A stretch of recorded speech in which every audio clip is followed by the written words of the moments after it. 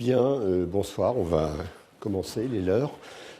Donc bienvenue à ce qui est va être le cours numéro 7 du cours 2010-2011 et qui est le dernier de l'année calendaire, puisque nous nous retrouverons la prochaine fois le 12 janvier pour une session qui cette fois aura 2 heures, celle d'aujourd'hui n'ayant qu'une heure. Voilà, donc on va aujourd'hui un peu terminer je dirais un peu le tour d'horizon des modèles un petit peu de base pour réfléchir sur la fiscalité, en particulier sur la fiscalité redistributive. Donc on va encore aujourd'hui être relativement analytique. Je pense que dans la suite, je prendrai un peu plus de distance par rapport au modèle analytique pour raconter des histoires un peu plus générale, et pour revenir un petit peu à la politique économique, puisque les problèmes de fiscalité, il y a derrière un certain nombre de questions de politique économique. Mais aujourd'hui, on va encore rester assez analytique. C'était le cas la dernière fois, où on était entré un peu dans les arcanes de modèles d'impôt sur le revenu non linéaire, qui n'est pas facile à comprendre et à analyser. Et on avait été un peu à la peine. Ça va peut-être continuer un peu aujourd'hui, mais j'espère que ça ira mieux des fois suivantes. Alors, on va revenir, donc, je dis aujourd'hui, on va passer de biens à n biens. Le modèle d'impôt sur le revenu dont on avait parlé la fois dernière, c'est un modèle dans lequel il y a 2 biens. Je vais pas y revenir, ou plutôt je vais y revenir, mais un peu plus tard.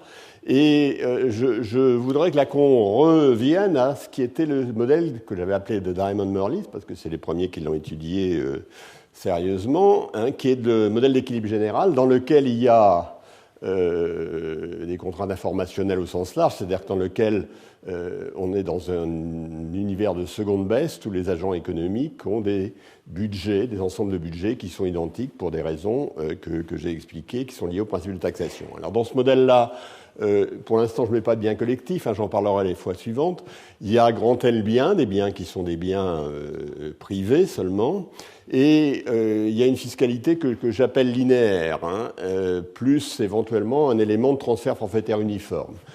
Alors je l'ai expliqué, je vais revenir rapidement donc sur les ingrédients de ce modèle.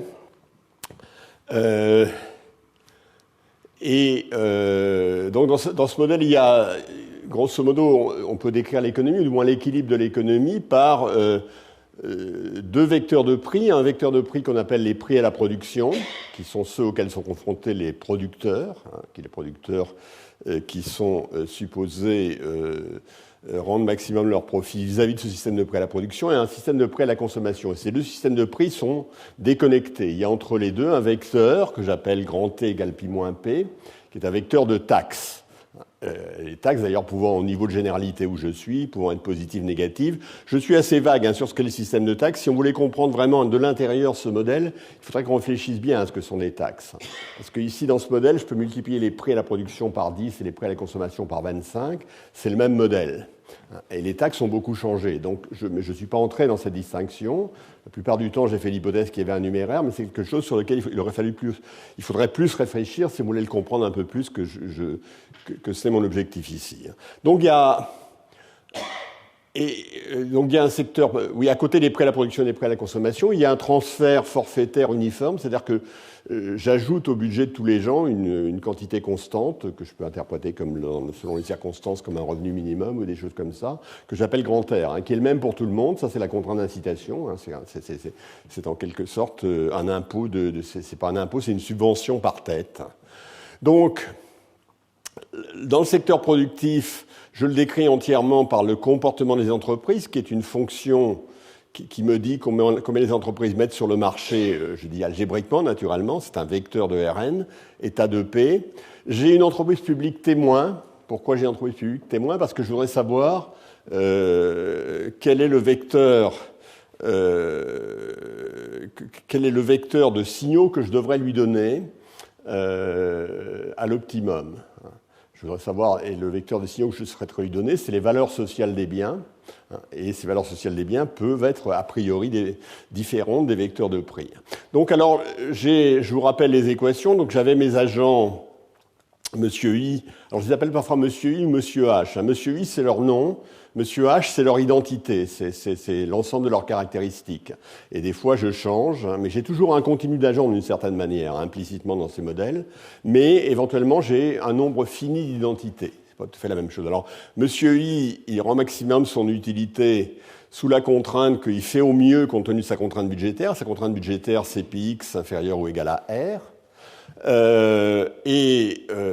J'ai donc le secteur de la consommation a une fonction de demande ou une fonction d'échange avec le reste avec le secteur productif qui dépend de pi, ce vecteur des prix à la consommation, grand R, ce nombre dont j'ai expliqué la signification et qui est simplement la somme sur tous les agents de ce que chacun demanderait. Alors il s'agit évidemment de la demande notionnelle, au même sens que la demande valracienne, c'est-à-dire c'est ce que je veux avoir si je suis sûr que le marché va me le fournir.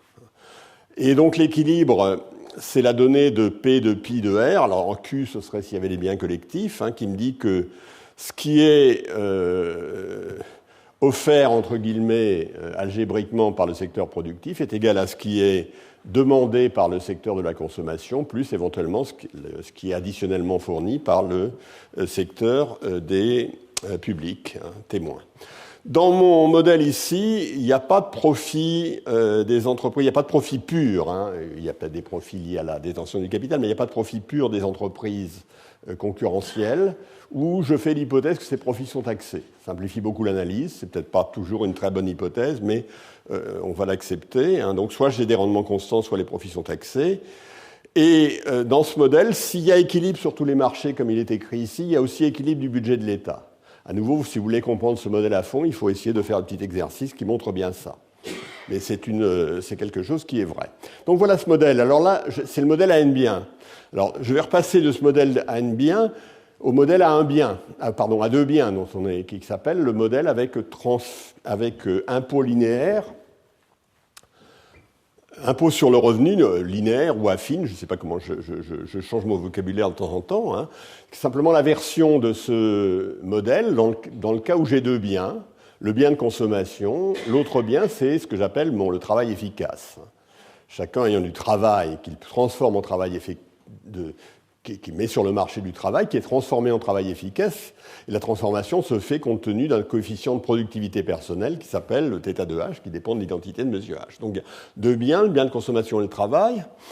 Et dans ce monde, eh bien, le système fiscal que je peux mettre en place, dès lors que je suis à la Diamond-Morley, dès lors que je suis dans le cadre du modèle précédent, où il y a des impôts linéaires, mais le système fiscal que je peux mettre en place est décrit par deux nombres. Le premier, c'est grand R, mon transfert forfaitaire uniforme, et le deuxième, c'est petit t, le taux de taxe sur le revenu. Et donc, chacun a un ensemble budgétaire. Dans l'espace grand L du travail efficace consommation, tous les agents ont le même ensemble budgétaire. Ils n'ont pas le même ensemble budgétaire dans l'espace travail effectif consommation. Mais dans cet espace, ils ont le même ensemble budgétaire qui est donné qui est tout ce qui est en dessous de cette ligne-là, qui est la ligne de budget qui est commune à tous les agents. C égale grand L, ça voudrait dire qu'il n'y a pas de taxation, c'est-à-dire que votre consommation est égale à votre travail efficace, c'est-à-dire à ce que vous recevez des marchés. Et là, vous voyez bien qu'il y a quelque chose comme un revenu minimum, et puis ensuite, il y a un certain taux de taxe, petit t, c'est-à-dire qu'au lieu que votre consommation, lorsque vous augmentez votre travail efficace, aille le long de cette ligne, eh bien, elle va le long de cette ligne, donc il y a un taux de taxation. Il y a un taux marginal de taxation qui est constant, ça c'est l'hypothèse de linéarité. Alors, on avait vu la dernière fois ce que donnait dans ce modèle la maximisation des recettes fiscales. On avait fait d'abord l'hypothèse, alors là, je n'ai pas explicité les hypothèses qui font ça, mais que l'élasticité, on peut toujours définir l'élasticité de l'offre de travail effectif à une modification du salaire. L'hypothèse qu'on a faite, c'est qu'on est dans des modèles où cette élasticité ne dépend pas du point où on se trouve. Deuxièmement, j'étais aussi dans un modèle où les effets revenus, l'utilité de tous les agents était de la forme C moins quelque chose qui est une fonction de leur travail effectif. fonction identique pour tous, hein, mais donc où il n'y avait pas d'effet revenu, c'est-à-dire que si vous l'effet si tout l'effet revenu est reporté sur le bien de consommation. Donc l'élasticité compensée ou l'élasticité non compensée de l'offre de travail, c'est la même chose. Et donc, qu'est-ce que c'était l'élasticité de l'offre de travail? C'est un certain nombre, ça, ce qui dit de combien, lorsque votre salaire bouge de 1%, de combien bouge l'élasticité, vous dit que si l'élasticité est petite, ça veut dire que votre offre de travail va diminuer de 1%. Alors, on avait vu que c'est la même chose pour l'élasticité de l'offre de travail, qu'il s'agit de l'offre de travail efficace ou effectif, c'est la même chose. Et donc, si je change T de dt, eh bien, j'aurai dl égale moins EL dt sur un moins T. C'est simplement la formule de l'élasticité. Hein. T, j'ai l'élasticité, c'est le rapport des... on ne va pas revenir sur la définition, j'avais fait le calcul. Hein. Et on avait vu donc que quand je changeais ma taxe de T à T plus dt, hein, j'avais une perte. Dans l'économie, il y avait moins de travail efficace qui était offert, puisqu'on augmentait la taxe sur le travail. Hein. Par contre, moi, si du point de vue de la planification, j'avais moins de travail efficace, mais j'avais moins de consommation à donner. Hein. Et en fait, cette différence à prendre en compte dans le calcul, c'était simplement la différence des recettes fiscales, pour la raison que je vous ai donnée tout à l'heure, à savoir que l'égalité, l'équilibre sur le marché des biens et l'équilibre du budget de l'État sont liés. Hein. Quand on a le premier, on a le second. Et donc, la variation des recettes fiscales, c'est simplement D de grand LT, hein, la différenciation dit simplement c'est L 1 moins TE sur 1 moins T multiplié par DT. Et donc cette expression-là, il est facile de voir qu'elle a un maximum lorsque sa dérivée elle a un maximum lorsque T étoile sur 1 moins T. Ça c'est la variation en fonction de dt. Hein. Donc la dérivée nulle, ça veut simplement dire que cette expression-là est nulle. Hein. Et le maximum s'obtient pour t étoile égale 1 sur 1 plus e, lorsque e égale 1, ça faisait t étoile égale 1,5, etc. Donc c'était un petit peu le modèle qu'on avait regardé. Alors maintenant, je vais le regarder à nouveau, mais comme cas particulier du modèle plus général de Diamond-Morley. On l'avait regardé naïvement, en faisant les calculs, etc. Là, je vais le regarder de façon plus sophistiquée. Et si je veux le regarder de façon plus sophistiquée, il faut que je revienne au modèle plus général et que je redise des choses que j'avais dites, mais très rapidement à la fin d'une séance la fois dernière, que je ne vais pas redire dans le détail, hein, mais je vais quand même... les choses que j'avais essayé d'expliquer il y a, je crois, 3 séances, c'était un petit peu comment on pouvait, à partir d'un équilibre, à la Diamond-Morley, c'est-à-dire un équilibre dans lequel il y a des prêts à la production, des prêts à la consommation, il y a des taxes, hein, comment on pouvait modifier le système de telle sorte que éventuellement tout le monde y gagne. J'appelais ça une amélioration au sens de Pareto. Et si ce n'était pas possible, eh bien, je constatais que ce n'était pas possible et j'en déduisais des formules qui me disaient quand ce n'est pas possible, ça veut dire que je suis un optimum local ou un optimum, et quand je suis un optimum global, je suis aussi un optimum local. Donc j'ai des formules de fiscalité optimale. Donc soit un équilibre qui vérifie ceci, hein, et je disais si je change pi de dpi, alors la variation, l'effet sur la demande, c'est dd sur dpi, ou dd la matrice jacobienne associée à la modification de prix, hein, multiplié par dpi, et je dis c'est faisable si, avec le système des prêts à la production, je peux répondre à cette variation de demande. Si le système des prêts à la production est fixé, il n'y a pas de problème. S'il n'est pas fixe, c'est un peu plus compliqué, mais c'est toujours vrai.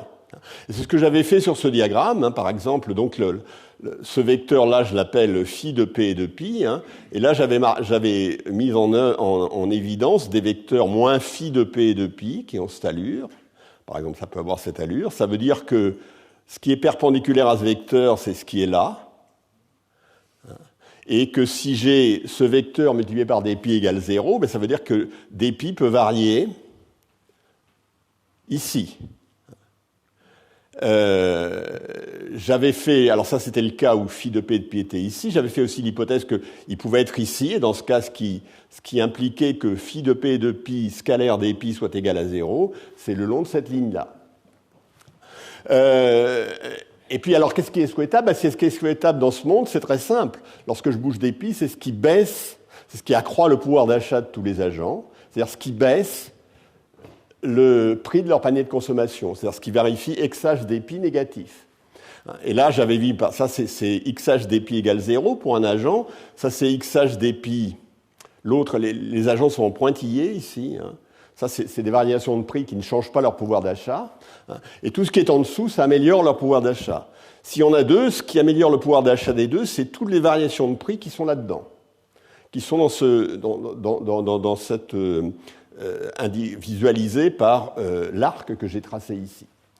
Est-ce qu'il y a moyen d'améliorer le sort de tout le monde en faisant des choses qui sont faisables? Eh bien, ouais, ça dépend, hein. Si on est dans le premier cas de figure, non. Le cas 2, c'est pas possible. Et si on est dans le deuxième cas de figure, c'est-à-dire on peut aller le long de cette ligne, oui, vous voyez, là, on a quelque chose qui est faisable et qui améliore le bien-être de tous les agents. Ici, il n'y en a que 2, donc c'est pas trop compliqué. Donc le premier cas, c'est le cas où la réforme fiscale peut être mise en œuvre, je peux la calculer. Et le deuxième cas, c'est qu'il n'y a pas de réforme fiscale, c'est-à-dire que l'État, et localement, je ne peux pas faire ça. Alors si globalement, je ne peux pas faire ça, et pas seulement localement, ben je dois quand même être dans ce cas-là. Et donc les conditions de la fiscalité optimale, c'est des conditions qui me disent, je suis dans le cas 2. Si c'est efficace, sens de Pareto, si je suis dans un état où je ne peux pas améliorer le sort de tout le monde en changeant la fiscalité, c'est que je suis dans le cas 2. Et si je suis dans le cas 2, je l'écris, je peux l'écrire avec des formules. Là, si je suis dans le cas 2, ça veut dire en fait que le vecteur PDP sur dP que j'avais mis tout à l'heure est dans le cône engendré par les consommations de tous les agents, avec un signe moins pour tenir compte de la manière dont ça se fait. Maintenant, je n'avais pas considéré la variation de grand R. Là, si je fais la théorie plus complète, je vais aussi trouver que PDD sur DR va être égal à sigma de mu de H. Alors, mu de H, ici, c'est des coefficients qui apparaissent, qui sont implicites à l'optimum, que j'ai interprétés comme les valeurs sociales du revenu de chacun des agents. Qu'est-ce que ça veut dire? Ce mu de H, je l'interprète comme l'accroissement du bien-être social lié au fait que je donne une unité de revenu à monsieur H. Je ne l'ai pas défini, je me suis dit un optimum, il y a des nombres comme ça. C'est la bonne manière de les interpréter parce qu'à ce moment-là, cette formule-là, comment je vais l'interpréter? Je vais dire le coût social de la baisse des prix à la consommation. Alors, je devrais le faire coordonner par coordonnées. Le coût social, c'est, par exemple, si j'augmente le prix à la consommation, il y aura un changement de la demande qui va être dd sur dpi, multiplié par cette matrice jacobienne. Et le coût à la production, c'est le produit scalaire de ceci par le vecteur P.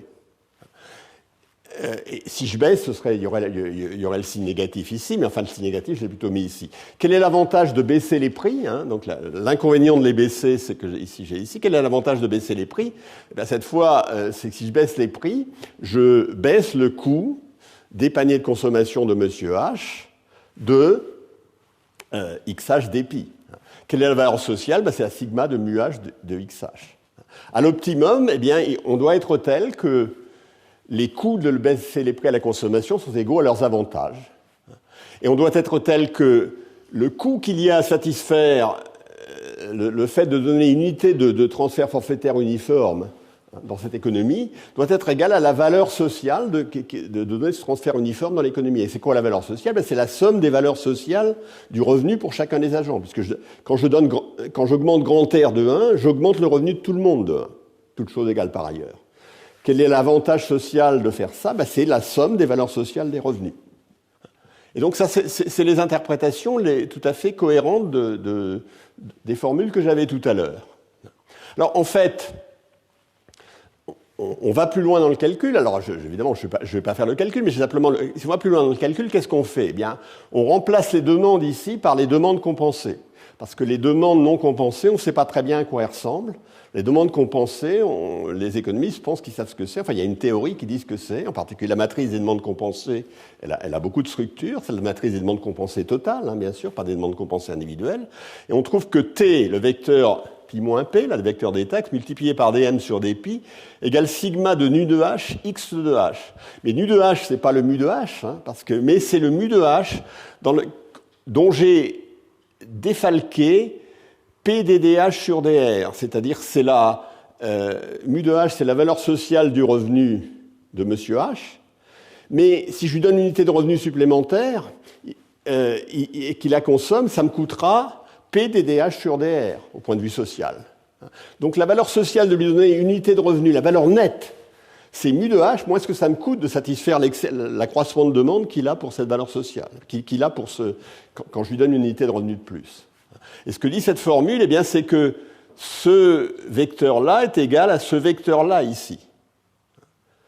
Et ce que dit cette formule aussi, alors qui est absolument la même que tout à l'heure, là, c'est sigma des mu h égale p dd sur dr, ça équivaut à sigma des nu h égale 0. C'est-à-dire ces valeurs sociales nulles, leur somme dans la société est égale à 0. Alors c'est un peu, mais je vais l'illustrer un peu plus tout à l'heure. Hein. Alors nu de h, on peut l'écrire d'autres manières. Hein, c'est mu de h moins 1 moins quelque chose où on met en exergue les taxes, plutôt que de mettre les taxes portant sur les biens et multipliées par le vecteur des effets revenus. Et par ailleurs, cette formule-là, on peut la diviser par, on peut l'écrire coordonnée par coordonnée. Cette formule-là me dit que T, le vecteur T multiplié par DMK, la variation de la demande compensée du bien K, sa dérivée par rapport à, c'est un vecteur par rapport à tous les prix, divisé par XK, la quantité totale du bien K qui est demandée dans l'économie, est égale à sigma de nu de H, multiplié par XH de K sur XK. Ça, c'est la valeur sociale nette du revenu de Monsieur H, et ça, c'est la part du revenu, la part de la consommation du bien K par Monsieur H dans la consommation totale. Ce qui est à droite, ça peut s'interpréter, mais on va le voir dans des cas très simples, mais ça peut s'interpréter comme la covariance entre la valeur sociale du revenu et les parts de consommation. On va voir que dans des cas simples, ça implique des choses tout à fait intuitives. Dans le cas plus compliqué, c'est un peu moins intuitif. Et ça, on l'appelle un peu l'indice de découragement du bien, parce que c'est quelque chose qui nous dit de combien le bien, on devrait l'appeler plutôt l'indice d'encouragement, mais il y a une certaine ambiguïté dans la littérature sur la terminologie, je m'en tiens à un indice de découragement. Si on augmente le vecteur de taxe de 1%, de combien va changer en pourcentage la demande compensée du bien K. C'est ce qu'il y a de l'autre côté. Alors vous allez me dire, tout ça c'est très abstrait. Alors on va essayer de l'appliquer. Alors là je peux vous le donner, c'est un petit peu moins abstrait, c'est-à-dire que je donne les formules dans le cas où il y a 3 biens. Voilà comment elles s'écrivent. Ça c'est alors j'ai pris le transposé par rapport à tout à l'heure. Je transpose assez facilement les choses puisque je ne le fais pas de façon très précise. Ça c'est la matrice de la demande compensée totale dans l'économie. Cette matrice est symétrique, elle a des moins ici nécessairement. Ça, c'est le vecteur des taxes. Et ça, c'est ce qu'il y a, coordonnée par coordonnée. Hein, c'est sigma de nu de h x1h, sigma de nu de h x2h. Hein, c'est-à-dire le produit de la valeur, la somme de la valeur sociale nette du revenu multipliée par la consommation de Monsieur H en chacun des biens. Là, on bien 2, là, on bien 3. Là, j'ai écrit la formule de la façon qui était la formule de Ramsey, c'est-à-dire que j'ai divisé tout ça par X1, qui est la quantité du bien, fourni dans l'économie, hein.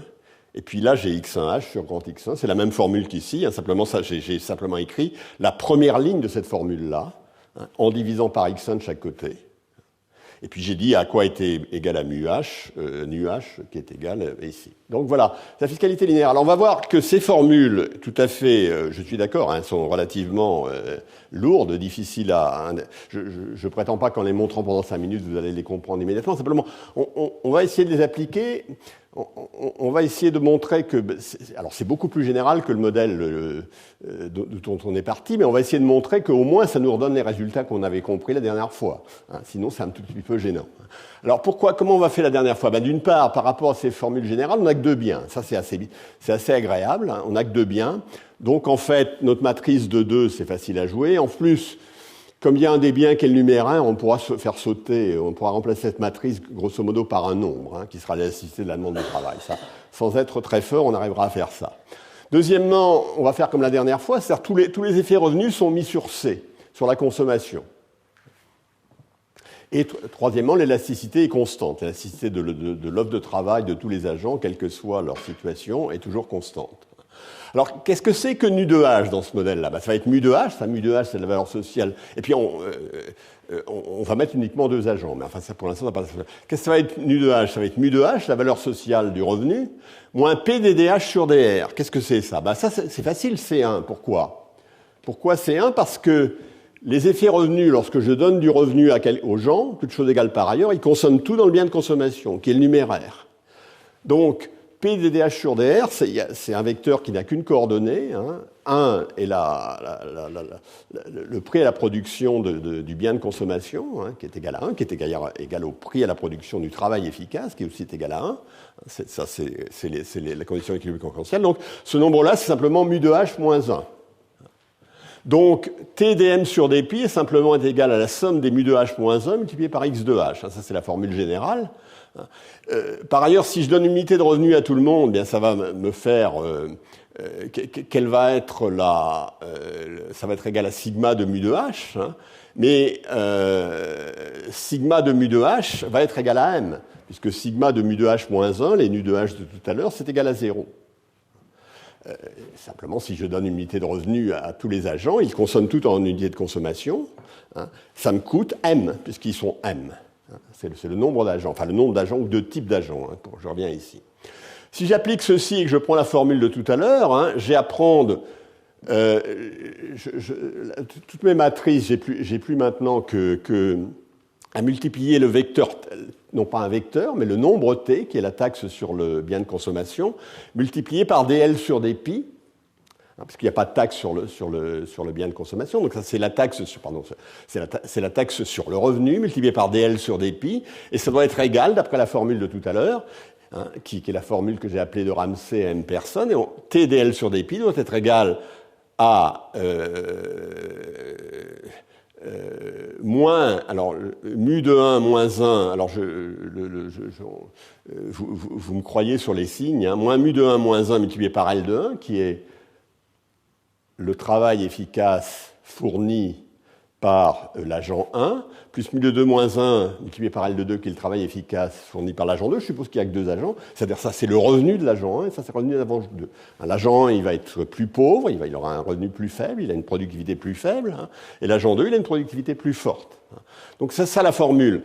Ça TDL sur dpi c'est aussi égal à plus TLE, si je mets l'élasticité cette fois, simplement je remplace dL sur dpi. J'ai écrit simplement la formule de l'élasticité, ça fait plus TLE sur un moins T. Et donc la formule que je vais avoir, c'est moins T sur un moins T petit e, égale mu de 1 moins 1 L de 1 sur L. Là, je reprends la formule de Ramsey, simplement. Donc là, j'ai quelque chose qui est simplement le taux de taxe, l'élasticité, et puis quelque chose qui vient ici. De l'autre côté, j'ai la covariance entre l'utilité, la valeur sociale nette du revenu des agents et la part du revenu avant impôt qu'ils ont. Donc ça, c'est la formule de Diamond-Morley que j'ai spécialisée ici. Alors, la première chose que je voudrais voir, c'est est-ce qu'elle va me donner la même chose que c'est une formule qui vient évidemment d'un exercice beaucoup plus compliqué que celui que j'avais fait la dernière fois. Je vais supposer maintenant, est-ce que ça me donnait la même chose? Oui, imaginons qu'il y ait un agent, qui j'appelle l'agent 0, qui n'a aucune offre de travail. Maximiser les revenus, donc ça veut dire que je lui mets tout le poids. Donc ça veut dire que je mets le poids 0 sur 1 et 2. Et je regarde la formule, qu'est-ce qu'elle me donne? Elle me donne moins T sur un moins TE égale moins L1 sur L, moins L2 sur L. Mais moins L1, moins L2 sur L, ça fait moins L sur L, c'est-à-dire c'est moins 1. Donc elle me donne moins TE sur un moins T égale moins 1, c'est-à-dire T sur un moins TE égale 1, qui est la formule que j'avais trouvée tout à l'heure, qui est la formule de la dernière fois. Donc je suis rassuré, j'en ai bien dans le même monde.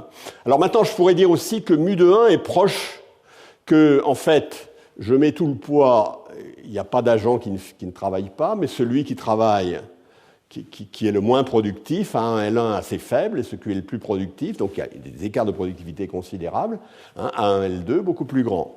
Donc je prends, à ce moment-là, qu'est-ce que tout le poids, si j'ai des objectifs redistributifs un peu rawlsiens, je mets tout le poids sur l'agent le plus défavorisé, donc ça veut dire que je mets mu1 proche de 2, mu1 moins 1 et mu2 moins 1, ils sont opposés. Il y en a un qui est positif, et la somme mu1 plus mu2, c'est égal à 2. Donc, et ces deux nombres sont opposés, mu1 moins 1 et mu1 moins 2. J'ai mis mu1 moins 1 proche de 1 et mu2 moins 2 proche de moins 1.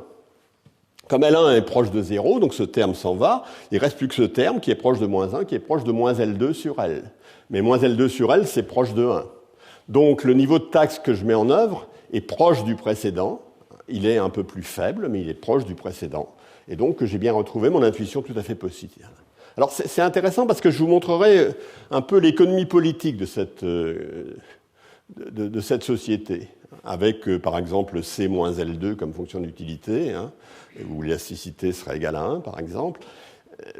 Parce que dans cette société, tous les gens, quand je prends un taux de taxe, ça détermine le bien-être de tous les agents. Donc ils ont tous des préférences sur les taux de taxe. Et en fait, ces préférences sont unimodales, c'est-à-dire chacun a un taux de taxe préféré, et plus on s'en écarte, moins ils sont contents, que ce soit d'un côté ou de l'autre. Alors dans ces sociétés, la théorie politique est simple, du moins si l'on croit ce que j'avais fait l'an dernier, c'est que dans cette société, le débat démocratique conduit à prendre le taux de taxe qui est celui de l'électeur médian. Donc on pourra calculer quel est le taux de taxe de l'électeur médian dans cette société et voir évidemment, il va être plus faible que celui qui est rawlsien, qui met tout le poids sur un des agents, sur le plus pauvre, donc, mais ce sera relativement intéressant, enfin, j'espère.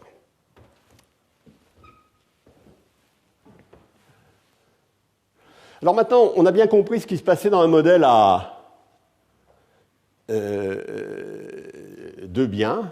On a bien compris à partir des formules générales. Je vais essayer maintenant de remonter au modèle à n biens, ayant bien compris ce qui se passe dans le modèle à deux biens, travail efficace, consommation, le modèle d'impôt linéaire sur le revenu. Je vais toujours rester dans le même cadre, c'est-à-dire qu'il y a toujours du travail efficace, de la consommation, mais la consommation, il y a n biens de consommation. Ou n-1 bien de consommation, ça n'a pas d'importance. Et pour garder la simplicité, comme tout à l'heure, je vais supposer que parmi ces biens de consommation, il y en a un qui est le numéraire, sur lequel vont se concentrer tous les effets revenus. C'est-à-dire que quand vous changez, par exemple, si vous gardez donc tout l'effet revenu, lorsqu'on modifie le revenu des agents, ils mettent, sans changer les prix, ils mettent tout sur le bien qui est le numéraire.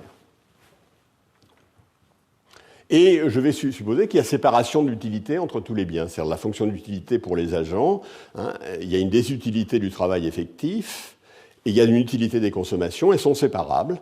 Et il y a un des biens pour lequel c'est linéaire, pour lequel c'est le numéraire. Alors avec ça, c'est simple, ça veut dire que mes matrices de Slutsky, là, que j'ai dans mes formules générales, elles ont des zéros à peu près partout, sauf dans une ligne et dans la diagonale. Donc, elles sont très faciles à gérer. Donc, c'est ça. Alors, qu'est-ce que donnent les formules générales?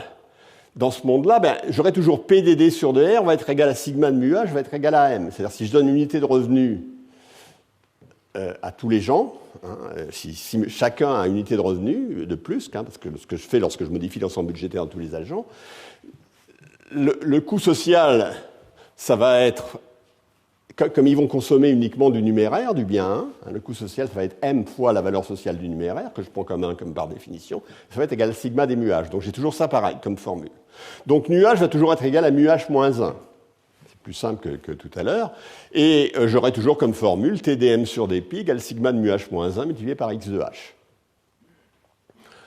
Alors, les formules d'impôt sur le revenu que je vais avoir dans ce monde plus compliqué que tout à l'heure, elles vont être les mêmes. Ça va être les mêmes formules, ça ne va pas nécessairement être le même impôt sur le revenu, bien entendu. Mais ça va être le même type de... ça va être le même type de formule. Pourquoi ça ne va pas nécessairement être le même impôt sur le revenu? Parce que les valeurs sociales du revenu sont elles-mêmes endogènes. Elles résultent de l'ensemble de l'optimisation. Alors, qu'est-ce qui va se passer sur un bien qu'est-ce qui va se passer pour la taxation d'un bien quelconque, qui n'est pas le revenu, cette fois? Il est facile de voir que si je reprends mes formules de tout à l'heure, comme ma matrice de Slutsky, elle a des zéros partout, sauf à peu près, je vais avoir un seul terme, l'indice de découragement, c'est simplement, il va être de la forme moins t e' sur un moins t, où e' est l'élasticité de la demande compensée. Je m'intéresse à un bien, je ne lui ai pas donné de nom, mais ce n'est pas le revenu, c'est un autre bien. et il y a une élasticité de la demande compensée qui va être E'. Eh bien, j'aurai des formules qui vont être moins T, E' sur 1 moins T va être égal à mu de 1 moins 1 multiplié par x de 1 sur grand X de 1. Ça, c'est la quantité du bien 1 qui est... oui, alors, pardon, j'aurais dû mettre sur x, hein, là, il y a une petite erreur. C'est la quantité du bien 1 qui est consommé... Pardon, c'est la quantité du bien que je considère qui est consommé par monsieur 1, divisé par grand X, non pas grand X de 1, mais grand X, hein, qui est la quantité totale de ce bien qui est consommé, plus mu 2 moins 1 multiplié par x de 2, la quantité de ce bien qui est consommé par monsieur 2, par les gens de caractéristique 2. À nouveau, je mets deux classes hein, d'agents, toujours, comme tout à l'heure, multiplié par x2 sur grand X. Hein. Ce n'est pas sur x de 2, c'est sur grand X. Excusez-moi, là, il n'y a pas de 1 et là, il n'y a pas de 2. Eh bien, vous voyez bien que si x de 1 est plus grand que x de 2, ce terme-là va être positif, hein, puisque mu de 1 est plus grand que 1. Mu de 1 moins 1 est plus grand que qui est égal à moins mu de 2 moins 1, et puis 1 de moins 1 est positif. Hein. Ça va être positif, et ça va être négatif, si bien que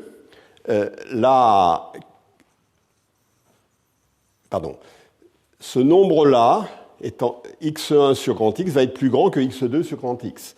Comme celui-là, comme mu1 moins 1, c'est moins mu2 moins 1, ça veut dire que ce nombre-là positif va l'emporter sur le nombre négatif qui est ici. Donc là, je vais avoir un nombre positif. Donc ici, je vais avoir quelque chose de positif. Mais si j'ai quelque chose de positif, comme ça va faire que t va être négatif, si je crois ma formule. Alors, il faut vous replonger dans le raisonnement d'un peu plus près. Hein. Ça veut dire que... Mais x de 1 plus grand que x de 2, ça veut dire qu'il y a plus de biens... du bien considéré qui est consommé par les gens pauvres. Hein, donc le bien que je considère est un bien de première nécessité.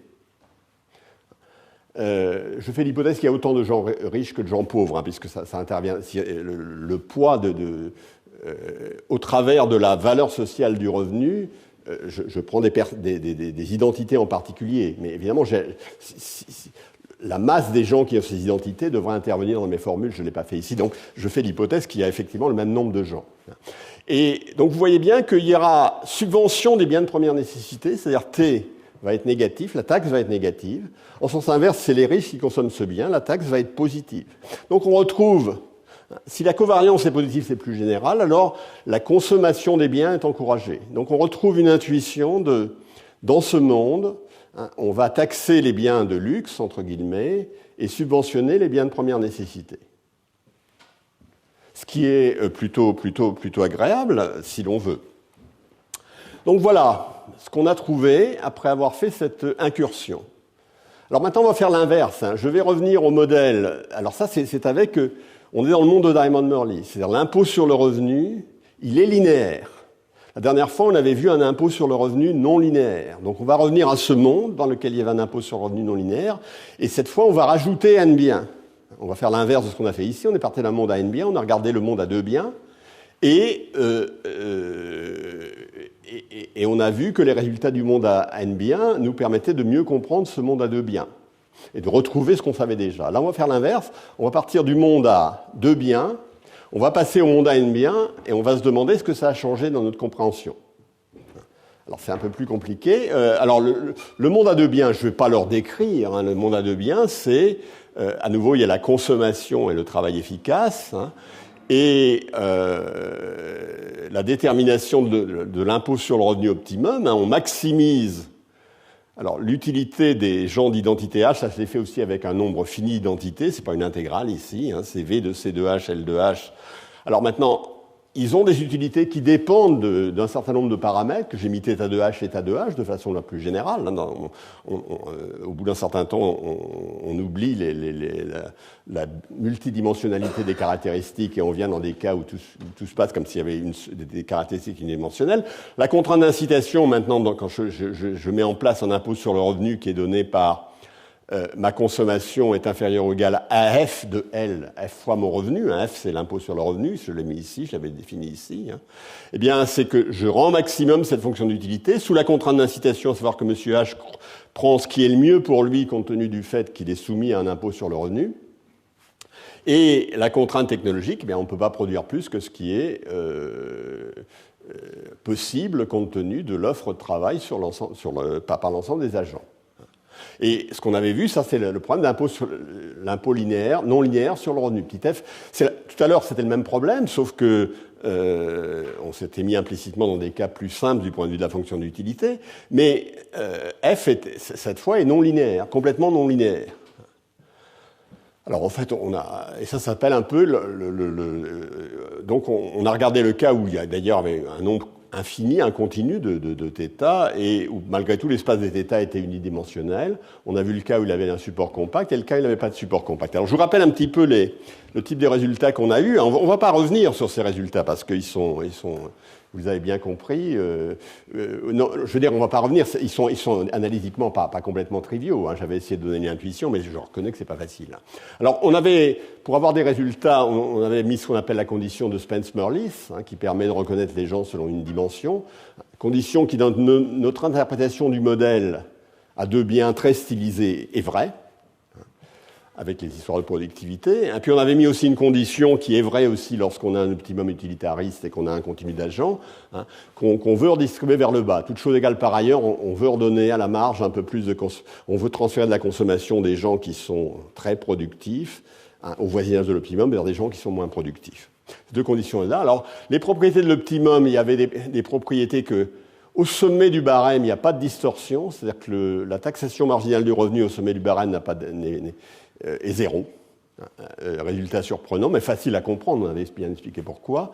Alors, on avait dit que c'était un résultat peu utile, qu'il n'était pas vrai s'il n'y avait pas de support compact, hein, on avait vu au contraire qu'il y avait en quelque sorte des taux asymptotiques de taxation qu'on pouvait déterminer. Hein. On avait vu que le taux marginal de taxation était positif.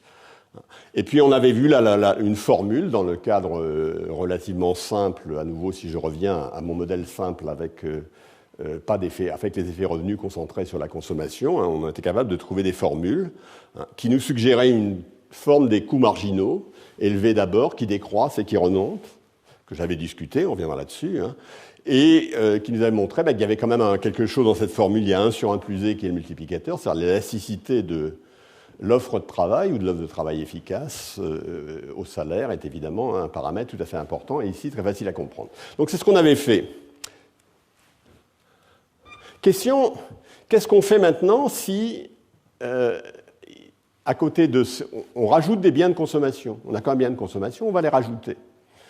Pour avoir un modèle dans lequel il y a un impôt non linéaire sur le revenu, donc on va garder le même cadre. Hein. Il y a le travail efficace, le revenu est observable, et pas le temps de travail, mais on va rajouter, au lieu d'avoir un bien, on va mettre n biens. Et on va se mettre dans deux cadres que j'avais appelé d'Hermann-Murlis étendu, dans lequel il y a un impôt non linéaire sur le revenu et éventuellement des impôts linéaires sur les biens.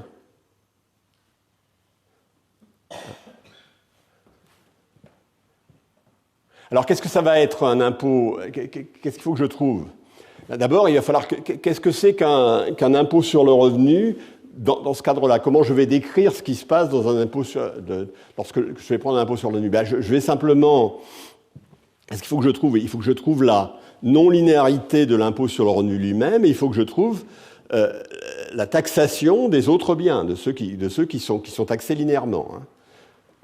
L'idée étant qu'on peut faire des impôts non linéaires sur le revenu, c'est possible, mais on ne peut pas faire d'impôts non linéaires sur la consommation de pain. Hein. C'était l'argument que j'avais donné, parce que simplement, les gens s'échangeraient le pain en cachette et ce serait beaucoup plus difficile. Le coût administratif de l'empêcher serait évidemment, je ne parle pas du coût psychologique, serait beaucoup plus grand. Hein. Grosso modo, ici, ce que je vais essayer de voir, c'est... grosso modo, je vais essayer de décrire l'impôt sur le revenu je vais le faire dans le cas où il y a un nombre fini de types. Alors des fois, le continu est plus facile à traiter mathématiquement. Des fois, pour comprendre, il faut mieux un nombre fini. Je vais prendre un nombre fini de types. Hein, et l'impôt sur le revenu, il faudra au moins que j'ai n vecteurs de revenus avant impôt, revenus après impôt. C'est-à-dire que autant qu'il y a de types. A priori, c'est comme ça que je vais l'écrire. Et puis ensuite, il faudra que je décrive également le système de taxes sur les biens. Donc il faut que je décrive l'impôt sur le revenu et le système de taxes sur les biens. Alors, je vais mettre un optimum. Je vais essayer de comprendre ce qui se passe à l'optimum tout de suite, hein, comme en me disant... et à l'optimum, je vais faire des hypothèses. Je vais dire à l'optimum, les niveaux d'impôt sur le revenu acquittés par les différents types, mais N types, sont différents. Je vais mettre dans un cas... Alors, ça, c'est pas une hypothèse très gênante. J'ai intérêt, dans ce monde où je suis très intelligent, et où je comprends bien ce qui se passe, il se trouve que les niveaux d'impôt sur le revenu acquittés par différents types sont différents. Hypothèse simplificatrice qui n'est pas gênante. Deuxièmement, les agents sont contraints par des contraintes. Les agents contraints, dans ce monde, comme il y a un nombre fini de points dans le barème non linéaire, vous savez qu'à l'optimum, ce qui se passe le plus souvent, c'est qu'un agent qui a un moment...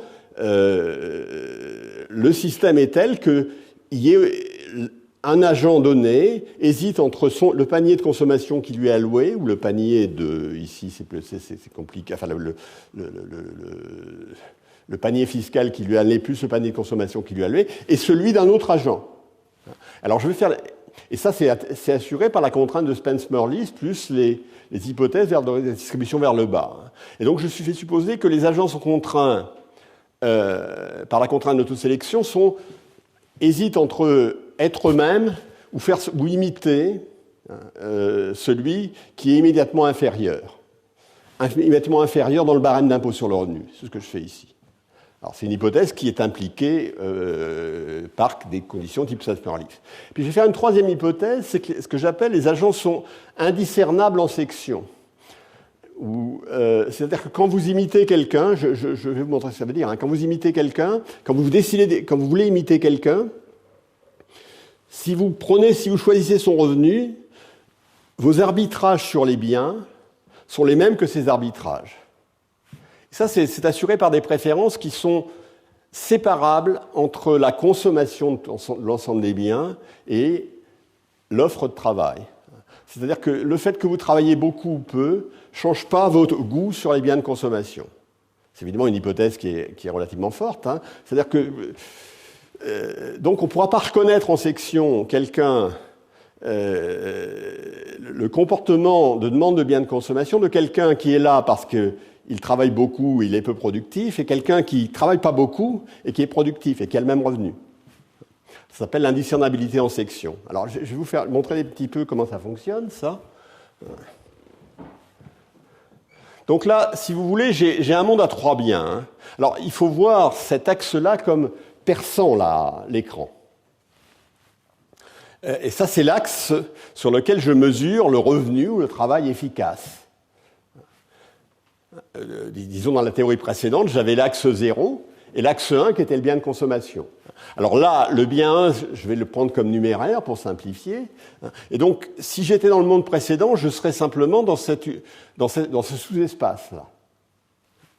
Mais il y a un autre bien que j'appelle le bien 2, qui ne sera pas le numéraire, que l'on consomme effectivement.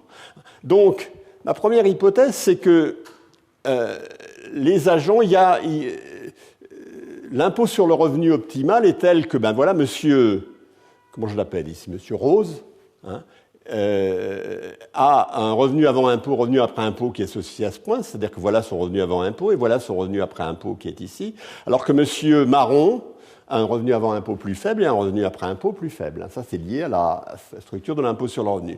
Mais maintenant, naturellement, ces deux personnes ne consomment pas ce panier de consommation. Ils aiment bien le bien 2. Donc, en fait, celui-là, il va consommer ici, et celui-là va consommer ici. Mais dans cette... Je suis dans l'espace, hein, je suis dans cette section... je suis en section. Alors, si je regarde ce qui se passe en section, par exemple pour cette section-là, hein, je vois que M. Marron, en fait, si le système des prix pour les autres biens est donné tel qu'il est un ensemble budgétaire ici, donc voilà ce qu'il obtient en termes de revenus après impôt libellé dans le bien 1, et voilà ce qu'il peut faire compte tenu des prix des biens 1 et 2. Et ce qu'il choisit, c'est ce point A. Ce point A correspond au maximum de son utilité dans cette section. Mon hypothèse d'indiscernabilité, c'est qu'il y a quelqu'un au-dessus qui hésite entre son propre choix, c'est-à-dire ce monsieur qui est là. Hein, il est indifférent entre ce choix-là et ce choix-là. En tout cas, s'il est indifférent entre ce choix-là et ce choix-là, eh bien, en section, la coupe de sa surface d'indifférence dans cette section, qui est visualisée par la courbe rouge ici, coïncide avec la courbe marron. C'est l'indiscernabilité en section. Lui, s'il est dans cette section, c'est parce qu'il travaille moins, mais il a les mêmes préférences sur les biens. Alors pourquoi c'est intéressant? Bien parce que dans ce cas-là, l'impôt sur le revenu suffit. Vous n'avez pas besoin d'impôt sur les biens. J'ai mis tout à l'heure dans le transparent qui est passé ici, l'impôt sur le revenu über alles. Alors pourquoi c'est vrai? Bien, vous me mettez en section. Vous mettez en section, et admettons que je fais l'hypothèse que oui, c'est pas très bon parce que les pentes sont peut-être pas, enfin du moins d'où je les vois, les pentes ne sont pas les bonnes. Hein. Admettons qu'en section, à l'optimum que j'ai fait, donc l'optimum ça veut dire qu'il y a un impôt sur le revenu, ça veut dire qu'il y a des taxes sur les biens. Hein. Dans cette section, l'agent qui est dans cette section choisit grand A. Mais admettons que du point de vue des valeurs passées de A à B, hein, si jamais j'ai la possibilité de changer son panier de consommation en passant de A à B, je ne change pas son bien-être. Et je ne change absolument pas les contraintes de sélection. C'est-à-dire celui qui hésitait à sauter le pas, il hésite toujours à sauter le pas, mais il reste là où il est. Donc passer de A à B, ça n'a pas d'effet dans cette section. Mais admettons que B minimise le coût. Le coût de donner cette utilité-là à Jean qui est ici. Avec le système des prix à la production, ou avec le système des valeurs sociales, je suppose alors c'est là où c'est peut-être pas bon, c'est peut-être pas celui-là qui est P1 sur P2 égale P2 égale 1. Mais par rapport au système des prix à la production, admettons que là, il y a des taxes à la consommation, et là, il n'y en a plus. Et admettons que celui-ci soit celui qui minimise l'utilité. Alors, je peux faire passer de A en B, je peux faire cette opération de passer de A en B qui minimise dans toutes les sections. Je fais une transformation concomitante de l'impôt sur le revenu, puisque l'impôt sur le revenu exprimé dans le bien numéro 1, il change de forme. Mais ça, c'est lié simplement à ma convention de description de l'impôt sur le revenu. Donc, ça ne modifie le bien-être d'aucun agent, ça ne modifie les choix d'aucun agent, c'est-à-dire qu'ils restent toujours dans leur section, et ça libère du surplus. Pourquoi? Ça coûte moins cher avec le système de prêt à la production. Donc, le point dont on est parti n'est pas optimal. Et ça c'est vrai tant qu'il n'y a pas dans chaque section minimisation par rapport au système de prêt à la production. Et donc, on doit avoir efficacité productive, ça on le sait, mais que les prêts à la production vont être égaux aux prêts à la consommation. Et dans ce monde, eh bien, les formules de fiscalité optimale sont les formules de fiscalité optimale non linéaires. Et il n'y a pas de taxe sur les biens, il n'y a pas de taxe à la consommation. Il n'y a pas d'impôt indirect. Il n'y a que de l'impôt direct. Dans ce monde, c'est vrai. Question, est-ce que c'est... donc c'est un petit peu gênant, hein, puisque on voit que l'introduction des non-linéarités semble changer pas mal la nature qu'on a de la compréhension de la fiscalité optimale. Alors, naturellement, je discute ça beaucoup plus. Hein. Alors ça, est-ce que c'est robuste? Je vais d'abord dire que c'est pas robuste. Bien.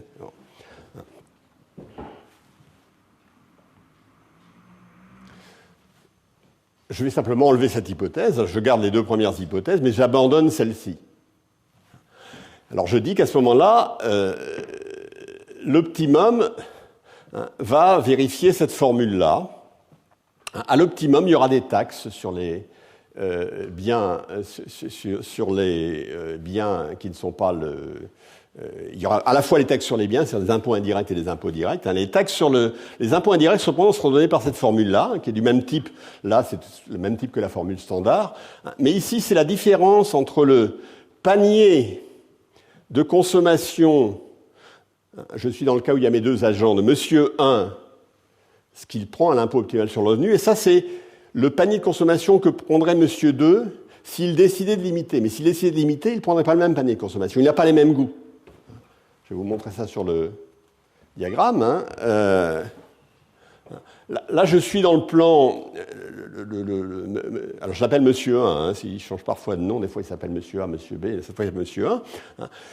À l'impôt optimal sur le revenu, eh bien, il choisit ça. Et là, vous voyez vous voyez il y a une certaine taxe sur le bien, il y a une taxe sur le bien 1.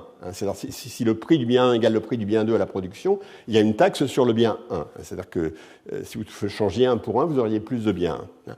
Eh bien, cette taxe, elle vérifie ce qui est donné par la formule suivante, c'est-à-dire que multiplié par l'élasticité de la demande,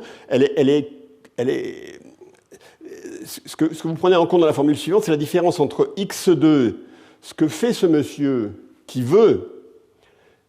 hésite à faire semblant d'être moins productif, et celui-là. Et vous voyez ici que je taxe ici le bien que monsieur 2, qui serait prêt à sauter, aime le plus. C'est-à-dire que précédemment, je taxais les biens qui étaient des biens de luxe et je subventionnais les biens de première nécessité. Ici, je vais taxer les biens qui sont complémentaires au loisir. Donc la logique de la taxation non linéaire, de la taxation indirecte a changé. Elle a changé d'avoir un point de vue uniquement redistributif à avoir un point de vue partiellement incitatif dans ce type de modèle. Alors, dans le modèle plus général, où je mets beaucoup plus d'hétérogénéité, il y a les deux facteurs qui vont apparaître. C'est-à-dire, il y aura l'impôt non linéaire sur le revenu et il y aura des impôts sur les biens qui vont refléter à la fois le jeu des contraintes d'incitation et la possibilité de redistribution. Mais on n'a pas de théorie très générale du cas un peu plus général. Donc là, j'accrois la complexité et je suis obligé de m'arrêter là. Bon, alors je n'ai pas été assez vite et donc je crois quand même qu'on va être obligé. Donc, je voulais traiter, mais je ne vais pas le traiter parce que je n'ai pas vraiment le temps. Je voulais revenir comme d'habitude, on va toujours revenir, on veut acquérir une culture du second best. Donc je voulais revenir sur la culture du first best. Je voulais faire des choses faciles, là. Je viens de faire toutes les choses difficiles. Et la culture du first best, c'est...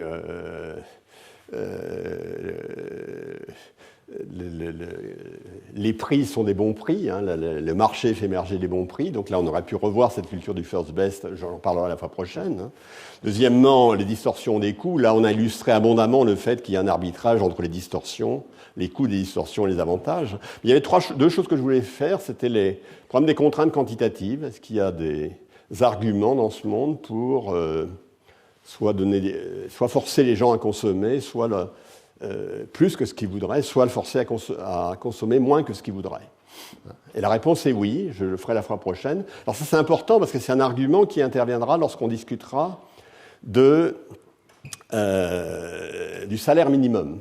Ce sera un argument très central lorsque j'arriverai à des choses un peu plus réalistes du point de vue de la politique économique et je discuterai du salaire minimum. Mais je n'ai pas le temps de me présenter. Je voulais vous montrer aussi une autre entorse à l'intuition de first best, mais je le ferai une autre fois, montrer comment les gens n'ont pas nécessairement intérêt à se regrouper pour fabriquer un bien collectif. Lorsqu'on a un modèle de second best, ils ont éventuellement intérêt à rester chacun dans leur coin. Et ceci, à ce moment-là, je serais arrivé à ce qui était la fin provisoire. Je n'y suis pas arrivé, mais ça ne m'empêche pas de vous souhaiter quand même de bonnes fêtes de Noël et de Nouvel An. Et de vous annoncer la suite. Alors la suite, ce sera quoi ? C'est ce que je n'ai pas traité aujourd'hui. C'est un peu dommage parce que c'était les choses les plus agréables que j'avais traitées aujourd'hui et les moins techniques. Et puis ensuite, la suite du programme, c'est au fond, on a bien compris le modèle canonique ou les modèles canoniques. Les modèles canoniques qui nous font réfléchir sur la redistribution, sur la dimension de redistribution assez strictement comprise. Dans la suite, on va essayer de donner un certain nombre de coups de projecteur pour répondre à la question est-ce qu'on doit croire à ces résultats canoniques ? Jusqu'à quel point on doit y croire ? Jusqu'à quel point ils sont utiles pour la politique économique ? Et pour ça, je vais remettre en cause, je vais faire ce que je vais appeler de la critique interne, qui consiste à reprendre les mêmes modèles mais en changeant les hypothèses pour tenir compte de choses comme ça, soit prendre de la critique externe en me disant je vais changer complètement l'interprétation des modèles, où ces modèles ils passent à côté d'un phénomène important. Par exemple, ici, on met l'accent sur l'antisélection, on ne met absolument pas l'accent sur l'aléa moral et sur le fait que qu'il y a de l'incertitude lorsque vous prenez des décisions d'investissement qui concernent, par exemple, votre investissement d'éducation ou des choses comme ça, on ne tient pas compte. Donc je vais Et évidemment, dans la critique, au-delà de la critique, dans la critique externe, enfin externe pas au sens d'externe à la théorie économique, hein, mais externe à ces modèles canoniques, je parlerai évidemment du temps et de tous les sujets que j'ai annoncés, c'est-à-dire la fiscalité sur le capital, dans sa dimension temporelle, et je parlerai un petit peu du patrimoine. Donc ce sera notre programme en début d'année 2011. Donc il me reste à nouveau à vous souhaiter une très bonne fin d'année. Merci.